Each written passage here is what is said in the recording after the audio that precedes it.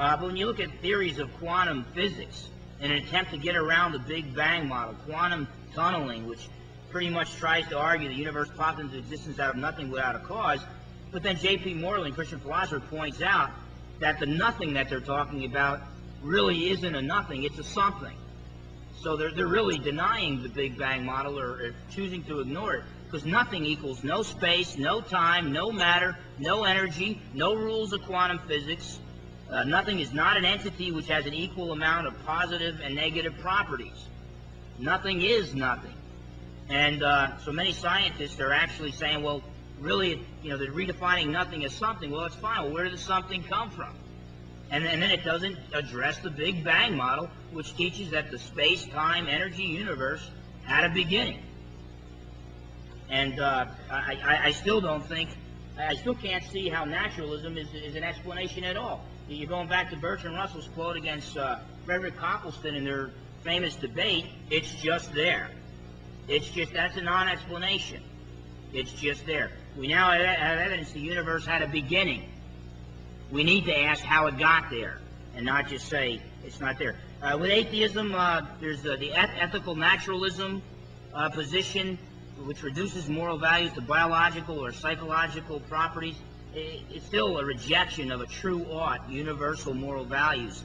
Non-cognitive views of ethics, again, I reject the idea that moral statements are true or false. So neither of these leading atheistic views, explanations of morality, can consistently condemn the torturing of innocent babies as being universally wrong.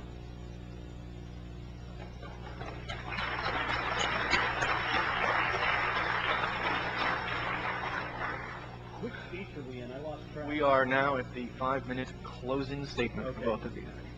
Sorry about that. I got so caught up I lost track.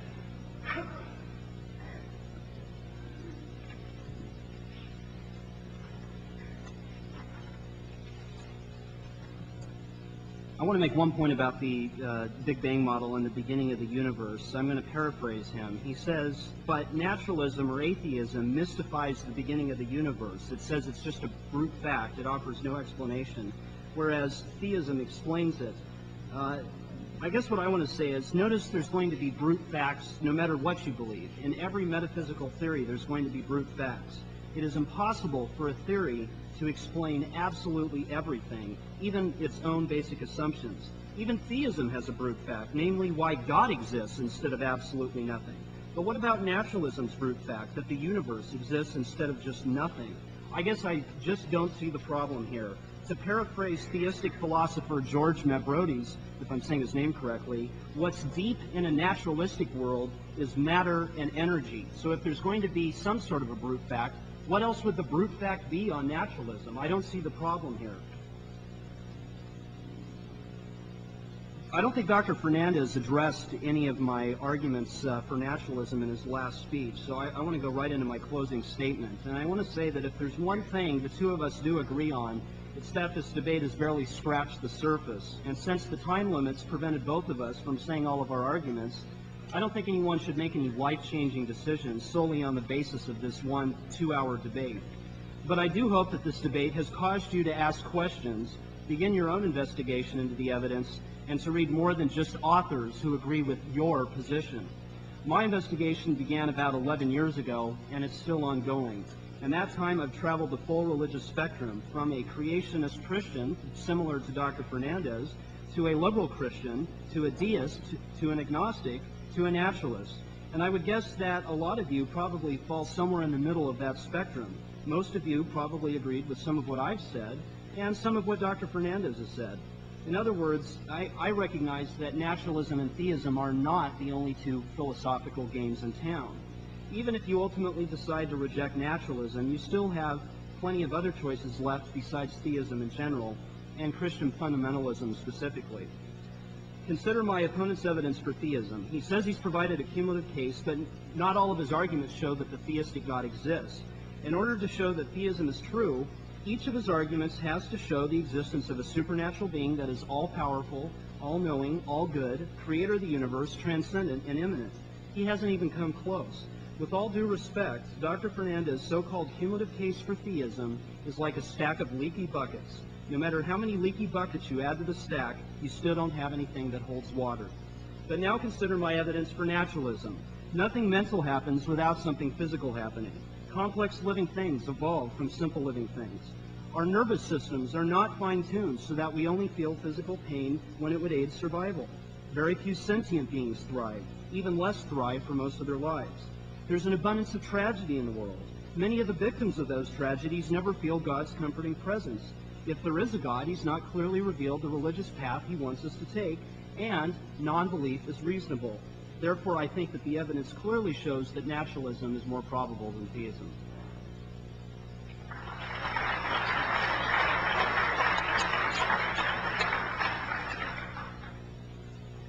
Okay, basically what I tried to do today was show that there are several different pieces of evidence for theism. It's a cumulative case. That means evidence accumulates with each argument. So Jeff totally misunderstands what a cumulative case is. I'm not saying each and every argument proves everything about the theistic God. I'm saying that as you take a piece of this argument, a piece of that argument, it starts moving in that direction. And that in each and every one of these points, theism is more reasonable to accept than naturalism or atheism. We talked about the origin of the universe. Jeff says with Bertrand Russell, it's just there. Apparently that's not good enough for most people on earth who believe in the existence of some type of God. The continuing existence of the universe, I explain why it does not commit the fallacy of composition. The all-dependent existence must have its existence grounded in independent existence. I talked about the design and order found in the universe. And atheists are talking about an infinite number of parallel universes that no one's ever seen to try to wipe out the blind faith of the theists. It makes me wonder, who has blind faith in particular debates like this. Universal moral laws. If you can't say that, atheists protest to try to make this world a better place to live. Well, they're introducing not only a moral law, a moral standard, but a moral standard that they judge even the past on, and the present, and the future. They want to make the world a better place to live. Well, it seems to me that if that is the case, they're appealing to an eternal, unchanging moral standard. Okay? The absurdity of life without God is not appeal to emotions. If everything you accomplish, if you find out that you build a bridge today, somebody's going to blow it up tomorrow, why build the bridge today? And if atheism is true, it's going to all be blown up. That's not appeal to emotion. That's just the way things are. Talked about the laws of logic and mathematics. Jeff agreed to the existence of the laws of logic. Well, that's some kind of funny-looking furniture in a naturalistic universe. I mean, if everything has physical causes, how did these invisible, unchanging laws of logic, like a law of non-contradiction, just kind of either pop into existence, or maybe they were just there, these invisible entities? Hey, if you're gonna slam a Christian for believing in this invisible God, well, why do you believe in the invisible laws of logic? Many atheists do not, but apparently Jeff does. Jeff stated that I have the burden of proof in this debate. Not so. This debate is not does God exist, where the burden of proof rests on the man arguing for the affirmative. This is theism versus naturalism. My worldview versus his worldview. Nobody has the burden of proof in a debate like this. I will not accept a debate with the title, Does God Exist? Because it places an unfair burden of proof on myself. Sanctity of human life. He admitted that human life, it might be special, but it is not sacred if naturalism is true. Well, that's why the naturalists, the atheists in the old Soviet Union and in China have killed over 100 million people during peacetime, 100 million of their own people, because human life is not sacred. Once you throw the sanctity of human life out the window, everything else goes with it. In theism, human life is sacred because man was created in God's image, and therefore human life is sacred.